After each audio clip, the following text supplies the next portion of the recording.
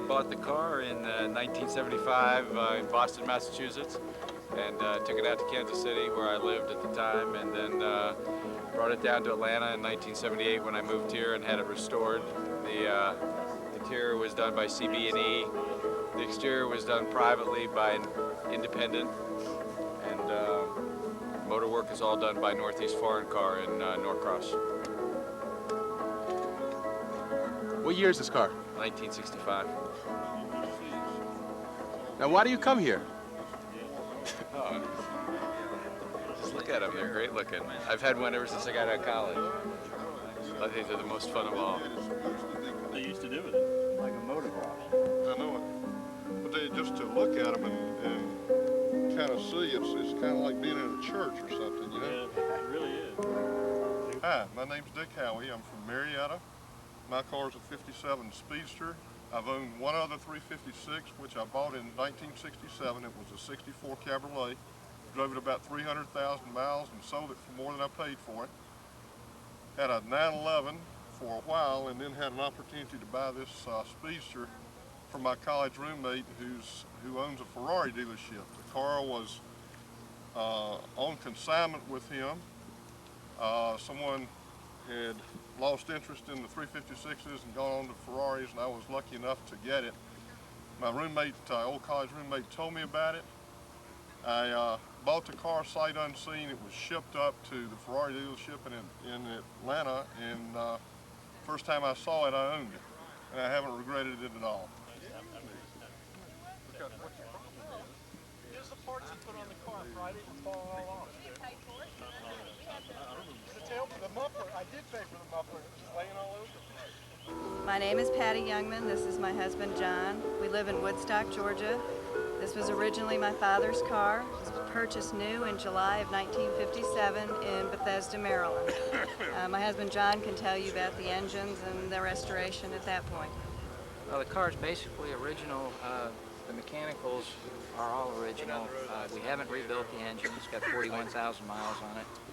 The engine's never been out of the car, in fact. We just did a cosmetic restoration on it in '88, and unfortunately last year I hit a deer coming back from one of the events and had to do the body and paint all over again. We've had some mishaps since then. While I was in the body shop, the interior caught fire and the interior had to be redone, but we're pretty pleased with the way it's come out. The car runs and drives super. And it's a 1957 Speedster with the 1600 normal engine.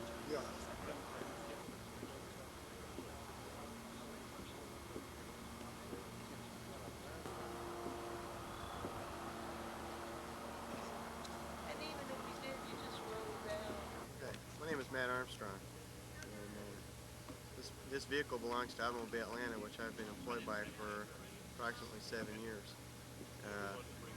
It's the second or third 356 that I've restored for them, and I was involved in the welding and the final assembly, and it's a great car. We bought this car from a doctor who owned this in a 912, and I've got some pictures over here. The car had been color changed and had very slight damage in the front, and that was all. And everything else was repairable, and it was a great car, plenty of sheet metal and parts to work with. We spent approximately 3 years restoring the car, and many hours went into it.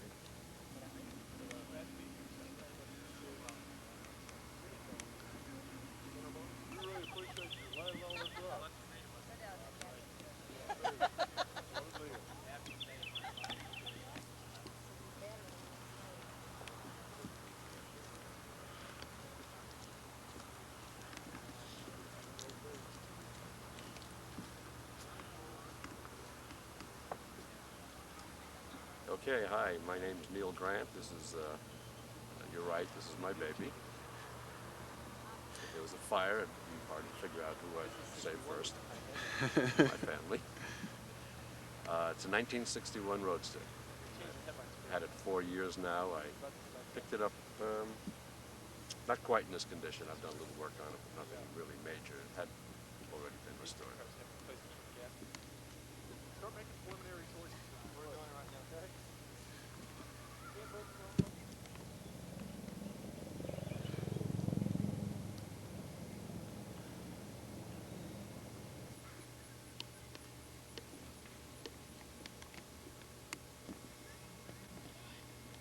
Well, I'm Dave Darling, and this is Amy Matthews, and this is my Porsche. It's a 65 C Coupe, and I've owned it since about 1986 or so, and I've had some work done on it.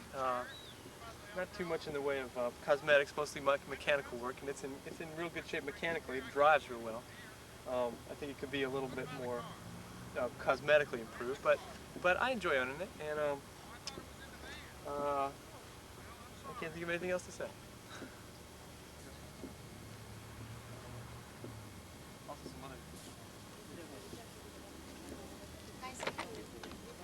Nice meeting you guys. Thanks a lot.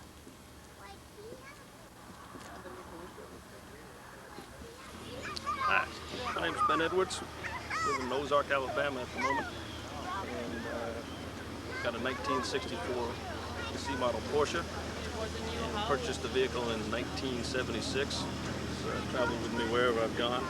It's got approximately 260,000 miles on it now. Working on the second engine. Otherwise, it's all original.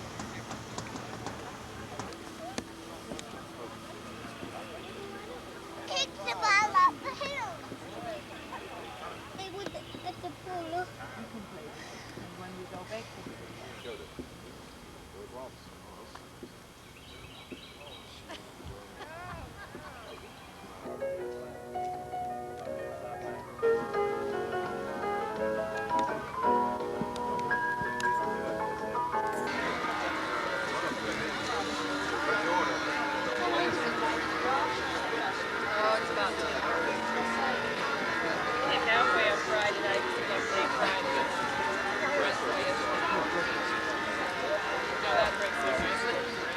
I call your number.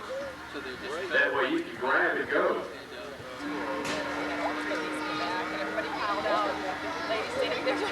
Set up for vintage 356 Porsches. We'll be right next to the grandstand. Bye.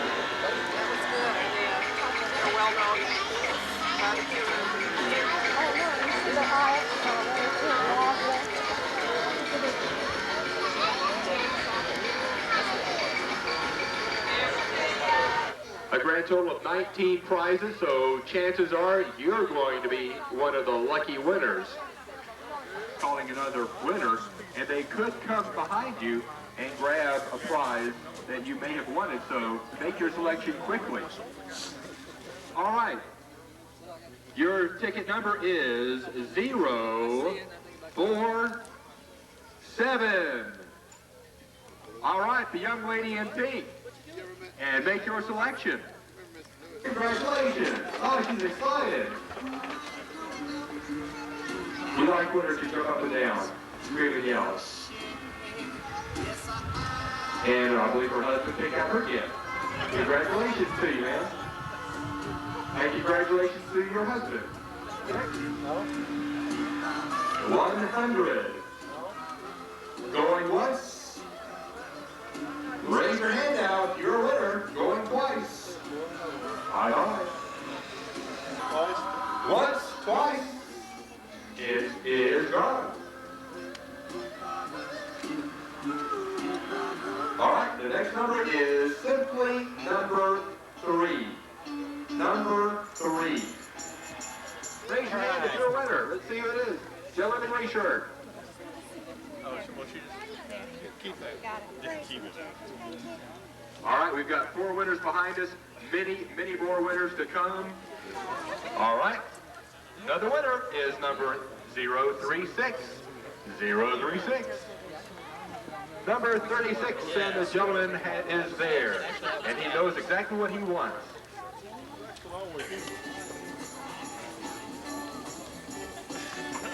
Next number, the double nickel. We got a winner. Number 55 just won. By Jack Lewis Enterprises. It'll be our vintage racing setup for 356 Porsches. Then at 2 o'clock, also by 2 o'clock when it's time for the polo match, we would like all the folks who are participating in People's Choice Award to have your ballot in the... I'm Jack Lewis. This is my wife, Helga Lewis. We brought our 59 356 Racing Coupe with us today, the 356 get-together. We're probably the original 356 enthusiasts. I've been working on these cars since 1965, started racing them in 1970, and I'm in the business full-time, working on the cars and racing them, and I guess you'd have to say they're a pretty big part of our life. Well, we can set it up here.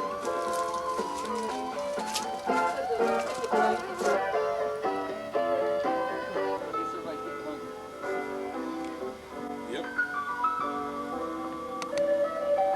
So you live in Atlanta, right? Yes. Okay. You need to come by the shop. See Okay, my name is Ulrich Dohle. I live in Greenville, South Carolina. Originally, I'm from Germany. I own this car since 6 months. It's a 57 356A, an early A. And so far, it's the first event that we take part, and we enjoy it so much. 20 minutes or so, okay?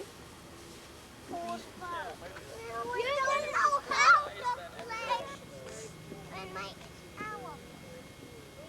We can play soccer. This is what I want to play.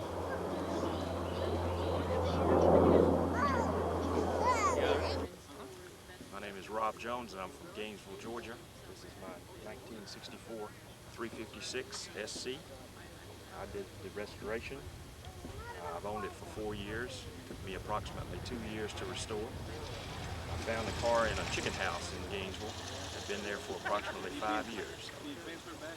I've enjoyed working on it and repairing it. So.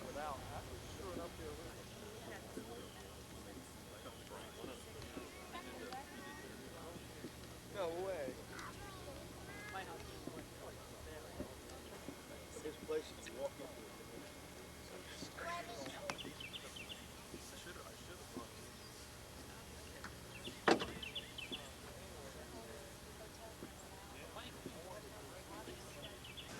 I'm Jim Johnston. This is my 1958 Speedster. It's one of the few unrestored cars here, although underneath the skin a lot of the mechanical features of the car have been restored, suspension and transmission and engine and so forth. This is what a car looks like before you've put tons of money into it, which means that the paint, which is the wrong color and not original, needs to be redone, and the interior and so forth. But it's a fun car to drive, and that's the advantage of having a car that's unrestored. You don't worry about it if the cat walks up and down on it and scratches it. You don't worry when rocks hit the front of it and so forth. And I drive the car every day. That's one of the fun things about owning a Speedster. Is driving it all the time. So since your car is the only car that's not restored, why bring it to a place where most of these cars are restored? Well, all of these cars have been in this condition at one point or another, so all the owners understand. And the Speedster is kind of a special car to have among the 356s. Most people would say it's probably the model that's most valued. So I'm proud of it, even though it's not restored, and it's not really going to win any votes today as far as concours is concerned, unless there's a booby prize. Are there awards given for these Porsches? Yes, there's a series of awards. In this particular concours, it's called the People's Choice Concours, which means that we don't have any official judges going around with white gloves. It means that everybody that's registered gets to go around and simply vote for the cars they like, regardless of the condition of the car. So I might pick up a vote or two. You vote for first, second, and third place of the closed cars, or the coupes, and first, second, and third place for the open cars, including the roadsters, the cabriolets, and the speedsters.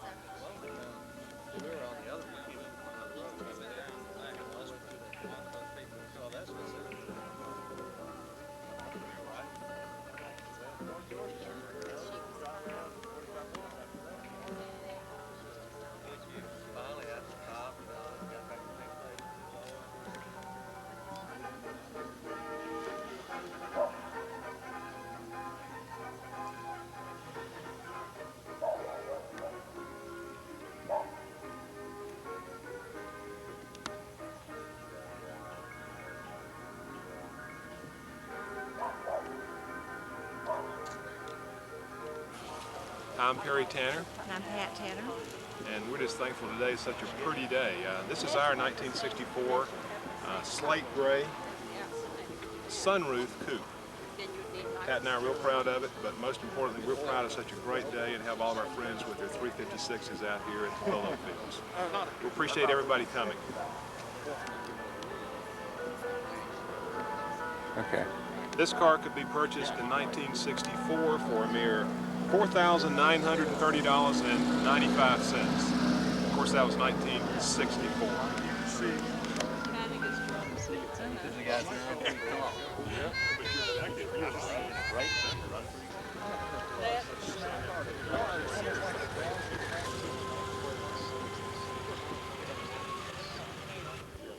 This was somewhat unusual. In 1964, they had an outdoor temperature gauge on the inside of the 356. We've also got a voltage and a oil pressure gauge. These are somewhat unique. Something else about all 356s was the lock on the gear shift, which they even had back in the 50s and 60s. By the way, if you are participating in the People's Choice Award balloting, please have your ballot in the ballot box by 2 o'clock. The ballot box is located on the door prize table.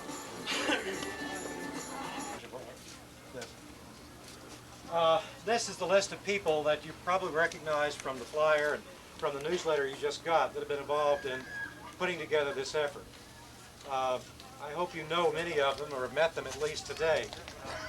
In my experience with special interest groups like this, getting them going and keeping them going really falls to a relatively small group of people who've got the motivation to do the meetings and get the events happening and so forth. And I'm opening the floor for any discussion or suggestions, but thus far these people have discussed this and tried to think of the easiest way to get us going and recommend that at least we start with a board of directors and let them deal with the red tape and that sort of thing. Any comments or discussion from folks? I move we accept that slate of directors. Great, James. Going with the easy way. And Drake's name's not on there. Yeah, the reason he said that is because his name is not on here. And he's worried that someone will put it on here. No, he's so involved in PCA he can't see straight, I think. So, other comments or suggestions? I want everybody to have an opportunity to say what they want. Can I ask for a general nodding of heads of consensus that this is a reasonable thing to do? A horn in the background, that pushes it over the line, and I'll stop talking. In the next issue of the newsletter, which will go out to our complete mailing list, we'll have organizational details, we'll talk about membership and so forth, so everybody will get a copy of this next newsletter, which will be a few months from now. I'd just like to make a comment that the newsletter looked great. Well, it's going to look better when we got a little bit more time. We tried to rush that one out. I thank you. We tried to rush that one out so you'd get an additional mailing before this event. But we've got some other things we want to do to it. So it's going to keep looking better all year. It's my pleasure to introduce Jack Lewis. Many of you know him. If you don't know him, you recognize this. This car is, as I probably mentioned in the newsletter, is usually out in front of the pack at SVRA events and vintage racing events. I think Jack's SCCA experience doesn't hurt here. And you don't know, of course, whether it's the driver or whether it's the car, but the combination is seriously fast. And of course, Jack has a shop in Atlanta specializing in 356s and even specializing in performance modifications for racing. So he is an encyclopedia of what you can do within the rules. Maybe you can get him to talk about what you do outside of the rules to improve the basic car. And I have to say, we did some work on my Speedster suspension, and it is something else compared to what stock is like. So we're going to let Jack talk here. In spite of horses are going to be out there knocking balls around. Carl said only once in 6 years has a polo ball crossed this barrier and hit a car. So I don't want to make anybody nervous about that, but Jack is going to talk about he hits non-Porsches. Jack is going to talk about different systems of the car and the kinds of things you can do. and he's got some videotapes he's going to talk about too. Jack, your turn. Thank you, Jim. Before we get started on this preparing 356s for vintage racing, I want to take a minute and just tell everybody what an honor and thrill it is for me to be out here today. I've been working on these cars for about 25 years, and the people that drive them have been a big part of my life, so I just think it's great to have a chance to come out here, and thank you all for letting me do that. Okay, getting into this 356 racing business. Vintage racing is a lot different than most of the racing that we see on TV and stuff today. The idea behind it, the concept behind it, which is really so appealing to these 356s, is that the cars are prepared in vintage racing the way they were prepared when the cars were in their own era. So when we prepare a 356 for vintage racing, we're simply going back and using the original components and doing the most we can with them. So unlike SCCA racing that, for example, is going on this weekend, where they've taken off all the Porsche suspension and put coilover shocks and radically modified the cars, in vintage racing we're running the cars extremely close to what was originally delivered. And in the case of suspension and brakes, engine components, really all the components of the car are the components you get when you get the car. So it's pretty neat, and really the innovative work, the machine work, and the adjustment of all the components is where the speed comes from. So it's pretty neat. You know, when you go up the road Atlanta for the SCCA races, you'll see you know, aftermarket wide 9-inch, 8-inch wide wheels with 9-inch Goodyear slicks. And with these cars, you see a little 5-inch treaded tire that fits on the original rim. So that accounts for the great difference that you see in lap times. These cars are really as fast in a straight line, and a lot of other performance ways as good as those cars. It's just that the tires are the big difference between when you see the lap time differences. You think, well, today's modern cars are faster. It's really pretty much down to tires is the only reason why they really go quicker. And I think that's a real testimony to the cars that you can take 30-year-old parts, and they really don't have a lot of stuff that's any better than that today. It's pretty interesting. But I thought it might be worth talking about, you know, the basic setup on any vintage racing car, not just the Porsches. If you've got a Mini Cooper, if you've got a Triumph TR3, they're basically trying to use the original components to make the cars go fast. There's really two kinds of cars that you're going to see out there, two levels of preparation with the 356s. You're going to see the cars that the guys really could drive home if they wanted to, and some of them do. The cars haven't been so extensively modified where that couldn't happen. There's a good example of that here this weekend. Peter Muldowney's little speedster, the little baby blue speedster that's here, is an example of a car that's had some wonderful changes made to it. It's a real fast little car, but he can drive that car home after the race just the way SCCA racing used to be back in the 50s. So it's a lot of guys that like that type of appeal, and we'll touch on some preparation for that. The other level of preparation is all-out racing, like this car here, and believe me, you can't drive this car home from the races. You could try, but you probably need to put a clutch in it when you get there. We've modified the gear ratios where we don't have the original first gear in the transmission anymore. We've machined that off, moved second gear up to first position. So we've got 75-mile-an-hour first gear in the car. It works great when you're out on the racetrack, but driving home and stopping at the stoplights is just about impossible. It's very difficult to get the car moving, especially uphill from a standstill. But there's a lot more, I've got a lot more to say about this type of preparation because there's just a lot more things have been done to this kind of car.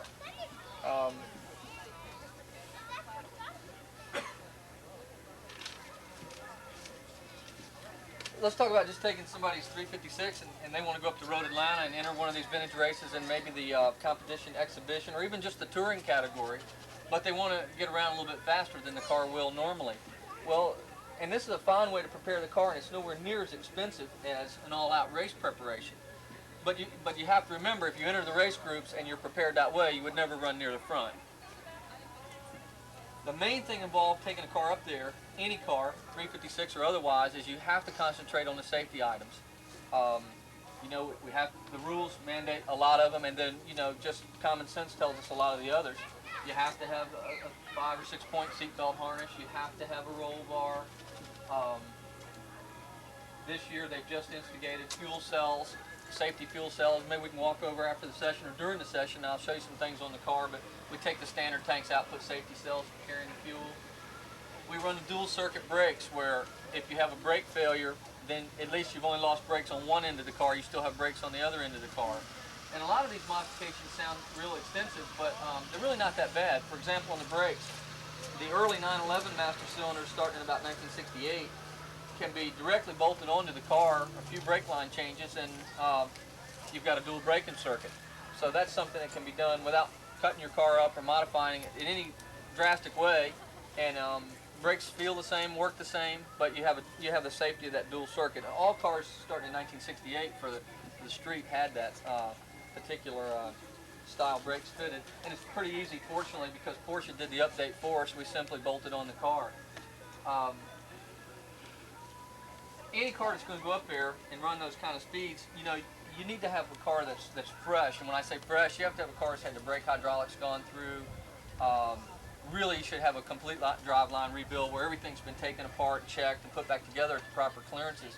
The idea of taking an old 30-year-old car up there with old brake lines and old wheel cylinders and running 100 miles an hour is totally impractical, and in fact you can really get in trouble doing that, and if you're going to go up there and drive the cars really at all, you need to have a pretty fresh car, especially if you're going to try to drive beyond the touring stage, which is really street speeds. If you're getting into racing times, then the car has to be fresh, and the brake lines and brake cylinders, all of these things have to be looked at. The suspension bushings, anytime we set up a car from scratch, you know, we always crack check the front spindles.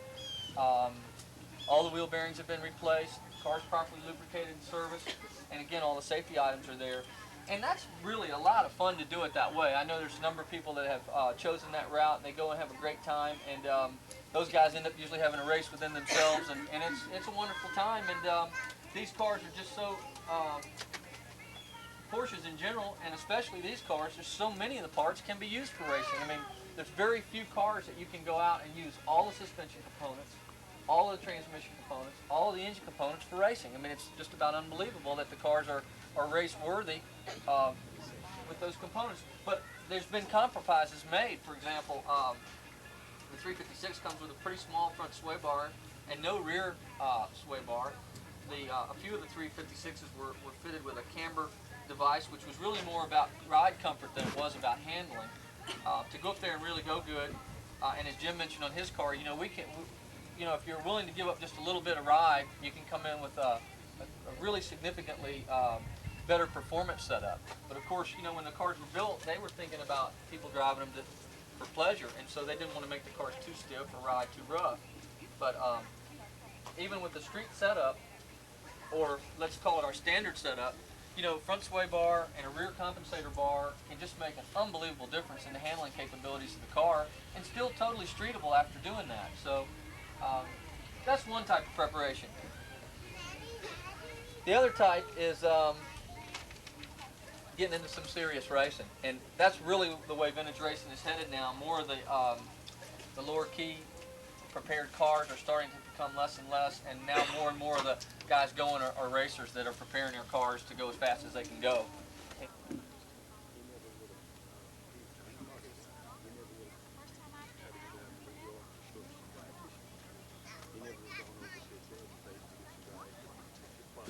I'm Charlie Sanders. I live in Monroe, Georgia. This is a 64 SC that I bought back in 1975. Oh yeah. This is, I've had 21 Porsches. This is one of many that I've had. I wish I owned them all now. It's been a good car. It's fairly original. I've never restored it. It's just, I've kept it up and enjoyed it since 1975. This is an interesting bit of information where it was bought new in Nashville, Tennessee, and it was $4,795.30. The only options on it were chrome wheels, which were $79, and seat belts, which were $14.95. But it's an interesting car. It's been a very reliable car for me. And, I guess it's one I'll keep a long time. But he wanted a 911. I had about 3,500. That's amazing. It's been repainted. Yeah. But still good. Like roadsters. Okay. But that's still three different for the, you know, considering the cabriolets in. I would have thought Conrad would have made the convertible. I'm Jan Rodriguez from Marietta, Georgia. I have a 61B coupe Porsche. It's been modified. It has large pistons and Solex carburetors. Very good driver car. I enjoy it very much. It's in your backyard. You decided to come over, huh? The outing is very good today with all the beautiful cars that are here, and we appreciate everybody's attendance. Have you been sick or?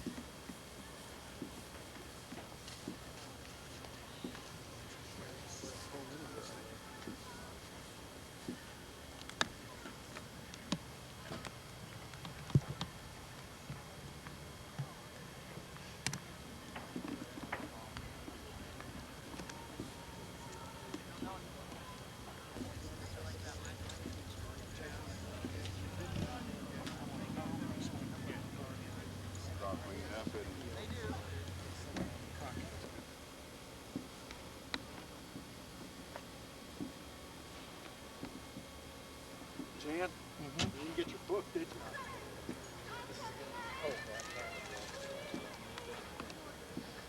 History pretty well photographed.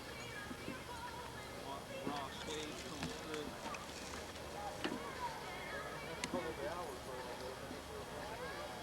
3 years. Why didn't you get the record? It's a 356 SC coupe. I'm the third owner. I've owned it for about 15 years. All numbers match on it. It's a great driver, and there's no rust. The body's in good shape. It's come a long ways. It's been raced at Road Atlanta at one time by the second owner. I bought it after that, and it just about went all the way down, but now it's brought back and looking good. Good afternoon, everyone. It's a fun car to drive. Welcome once again. My name is Dan Dunwoody. Beautiful This is Saturday David here with me. Atlanta Southeast Polo Club.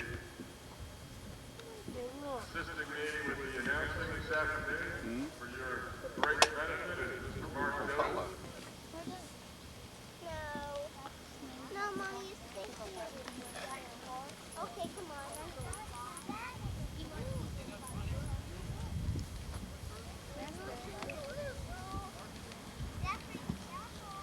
Chelsea, stay back.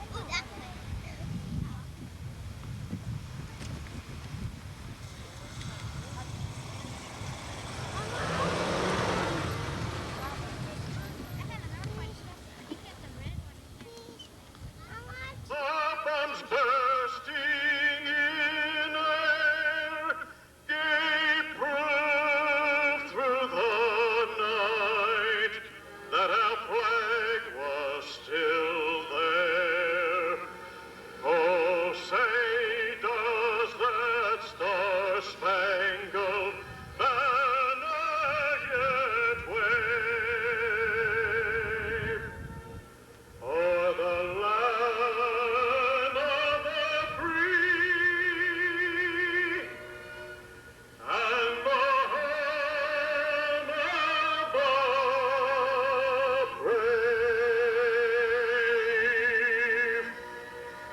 Thank you, Bill. A splendid job. He just started taking voice lessons, and it's obvious that it works. Push up, push up! Players calling out instructions. Good wind-up, no back shot by Jason. He got a good piece of it. Turned around now by Danielle Fernandez. Danielle winds up, sends the ball up to Domenico. And who's out there again but the ubiquitous Doug Matthews. Doug still with the adrenaline going, tries to keep it in play. It's very close, still in play. This one rests up against the boards. Picked up by Ruben. Kosia right there, still in control, being ridden off by Jamie Reynolds. Jamie trying not to foul him. He doesn't want to cut in front of him, which is one of the most common fouls that occur. This shot goes wide. We'll have another knock-in. Ruben trying to send it up to Jeff Conroy. Turned around now by Danielle Fernandez. Danielle straightening himself out, picks the ball up, handling it. It's a horse race to the ball. Danielle getting out there. This shot goes wide of goal, so we'll have another knock-in. Right over to Danielle Daniel Fernandez. Fernandez hops the boards, comes back to the field, winds up, drills the ball over the head of Jason Cashin. Between Domenico and Fernandez. Domenico at first took it around. Oh, a nice move by Domenico. He sends it right over to Daniel Fernandez. Fernandez hops the boards, comes back to the field, winds up, drills the ball over the head of Jason Cashin. He's running toward goal. He's going to try to chip it in. He's got a goal. The crowd loves it. They applaud. So Daniel Fernandez keeping his teams highly competitive. Amy Reynolds sends it up to the middle field. Here comes Domenico. Domenico with the ball. Checks up his hot horse. Gets ready to strike the ball. Digs it out. Ball ricocheted off the boards. Now it's backed by Conroy for TaylorMade. Standing right there. He did over the head of Jason Cashin. We're back to the middle of the field. We're under a minute remaining in the... Hi, we're Joe and Jackie Johnson. We're from Mount Airy, North Carolina. This is our 1960 356B coupe. We did the car in about '86. It started out as a rag, and we've done quite a bit of work on it. We did the interior ourselves. A lot of hard work. We've done several trips in this car. We took this car to several events in 356 holidays. Our longest event for this car has been a Canada trip we took. We toured all the Great Lakes, Michigan, and then came back up about a 2,500 mile trip. We just got back from the West Coast holiday in our Roadster, which was a 5,017 mile trip. So we do enjoy driving these old cars and working on them and taking them to these events. This car has got one little unique thing you don't see much, is the trouble light. This connects to the accessory socket up in the dash that not even many people know they're there, quite frankly. And in case you have trouble on the road, all of this little aftermarket item, you got light anywhere you need it, just take it with you. The interior, like I said, we did, it got the corduroy inserts, which is not too common anymore, but they're quite comfortable and help maintain the position in the car. What else? This car came with all the documents, the original owner's manual, the original how to care for the radio, tech manual for the radio, the original owner, know all that, which is an original North Carolina car. So we've got a lot of history with the car and just generally enjoy the 356.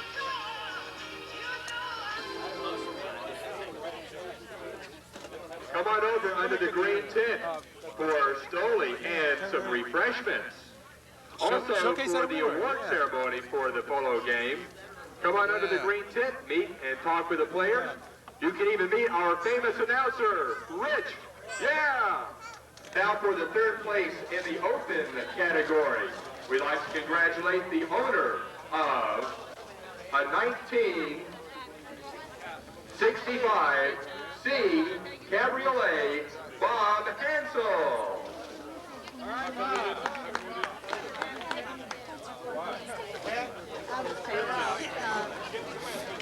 Was the third place open?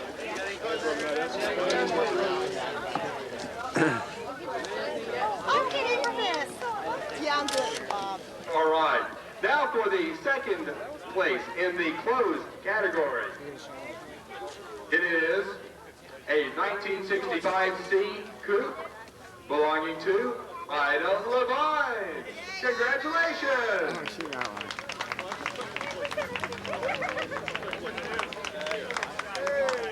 Turning once again to the open category. In second place, as we head towards the first prize and the drawing for the grand prize, a 1965 C Cabriolet. Second prize in the open category goes to George Speed.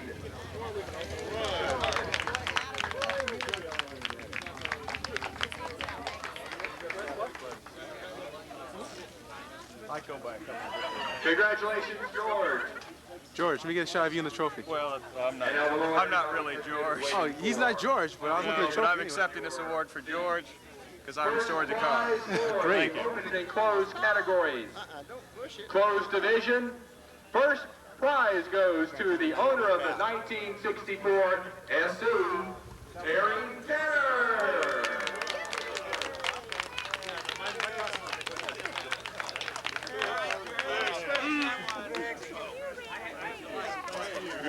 Terry. And the crowd is just excited with anticipation and finding out who the first prize will go for the open division. Congratulations to the owner of a 1957 Speedster, John and Patty Youngman. Taking first place on the People's Choice Awards in the open category, the Youngman. Hey, Patty, get a shot of you guys. And now the moment that you have been waiting for, that will make the entire day that much more enjoyable. The grand prize drawing for a solar radar detector from Northeast Foreign Car Service in Norcross. Sure. Everybody get your blue tickets out. The winning number is number 038. 038. We've got a winner. I can't believe that. Well. Congratulations, and let's give that gentleman some sterling. Mother's not going to believe it. I want to take that.